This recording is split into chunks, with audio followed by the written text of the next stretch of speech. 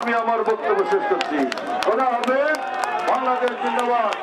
এখন আমাদের নেতা আরেকটা কথা আমাদের নেতা যারা কি বলে কাসেম বলেছে যে আপনাদের এখানে 5টা ইউনিয়ন নিয়ে একটা উপজেলা করার কথা।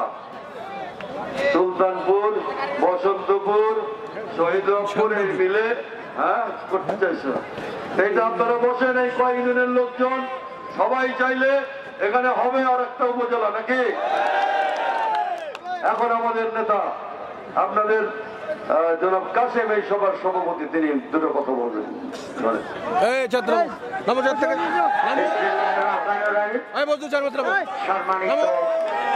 প্রধান অতিথি,